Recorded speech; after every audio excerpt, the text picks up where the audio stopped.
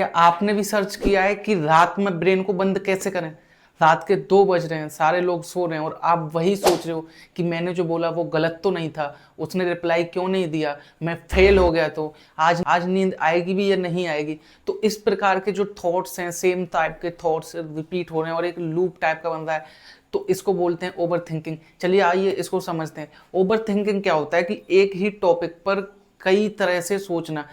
एक जैसे मान के चलो कि जैसे मान लो एक की नौकरी है, कोई जॉब लगनी है, तो उसी जॉब पर कि ये लगेगी या नहीं लगेगी, लगेगी तो कैसे लगेगी, कब लगेगी, कैसे कब तक लगे जाएगी, इस प्रकार से एक ही टॉपिक पर बार बार सोचना, इसको ओवर थिंकिंग बोलते हैं। और एक प्रॉब्लम को सॉल्व करके नेक्स्ट प्रॉब्लम को टारगेट करना या नेक्स्ट प्रॉब्लम को इन्वॉल्व करना, उसको अवॉइड करना, इसे बोलते हैं स्ट्रेट थिंकिंग। तो स्ट्रेट थिंकिंग जो होती है वो यही होती है, और ओवर थिंकिंग की एक ही टॉपिक पर बार बार सोचना। तो इसको ओवरकम कैसे किया जाए? सबसे पहले तो जानेंगे कि इसके फायदे क्या हैं ओवर थिंकिंग के, और उसके बाद में इसके नुकसान क्या है, मतलब मेरिट्स एंड डीमेरिट्स क्या हैं। तो सबसे पहले तो डीमेरिट्स जो हैं वो ये हैं कि इससे आप केयरलेस नहीं हो, आप केयरफुल हो, मतलब आप चीज़ों को लेकर के सीरियस हो, और आप केयरलेस नहीं हो, तो आपका इंटेंशन सही है। ये तो हो गया इसका मेरिट। और डिमेरिट जो है वो है कि एनर्जी लो हो जाती है, एनर्जी ड्रेन हो जाती है जब ओवर थिंकिंग होती है। तो कुछ भी काम करने का आपने इमेजिन किया होगा या ऑब्जर्व किया होगा कि कुछ भी काम करने का मन नहीं करता है। और दूसरा जो है वो है कि लो कॉन्फिडेंस, लोगों में जाने का मन नहीं करता है, कॉन्फिडेंस लो हो जाता है, सोचते हैं बार बार कि क्या लोग मेरे बारे में सोचेंगे, क्या ना सोचेंगे, इस तरह के थॉट्स बार बार दिमाग में आते रहते हैं। उसके बाद में स्लीप जो है वो भी डिस्टर्ब हो जाती है, स्लीप नहीं आती है। मैंने खुद ये झेला है कि स्लीप जो है वो नहीं आती है, ये लगता है कि आज भी मेरे को ऐसा ही काम करना पड़ेगा, कल कल भी बिना स्लीप के काम करना पड़ेगा।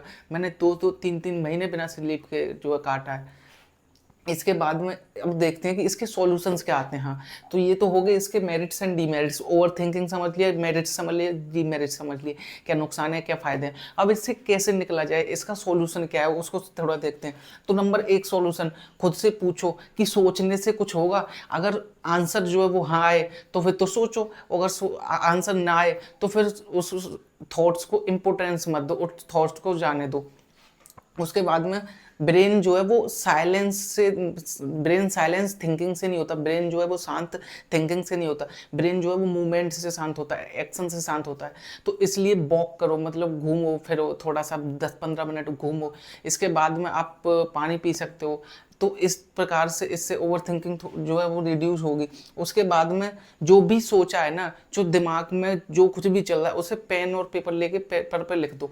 कुछ भी दिमाग में मत रखो, वरना होता क्या है कि अगर आप दिमाग में उलझे रहोगे तो थॉट्सों में फंस जाते हैं हम लोग, और थॉट्सों में एक थॉट्स को पकड़ लेंगे, दूसरों को पकड़ लेंगे, उससे ओवर थिंकिंग और गहरी हो जाती है, लूप बन जाता है, और चांसेस हो जाते हैं एंजाइटी या डिप्रेशन में जाने के।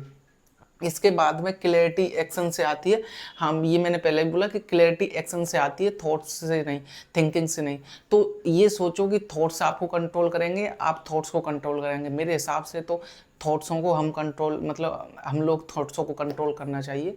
तो ये जो वीडियो थी, जो ओवर थिंकिंग के बारे में थी, और इससे आपको थोड़ी भी हेल्प मिली हो, आपसे को वैल्यू मिली हो, तो इसको लाइक कर दीजिए वीडियो को, और चैनल को सब्सक्राइब कर लीजिए। इस चैनल से जुड़ने के लिए धन्यवाद।